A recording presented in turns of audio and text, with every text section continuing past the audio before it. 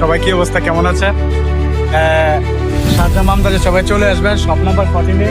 এখানে ডেসক্রিপশন দেওয়া হয়, ঠিক আছে? আসলে ডিসকাউন্ট পাবেন। আর যে চ্যানেল থেকে এটা ছাড়া হবে ওই চ্যানেল নাম বললে আমরা ডিসকাউন্ট করি। আর সাবস্ক্রাইব করবেন, লাইক করবেন, শেয়ার করবেন। Thank you.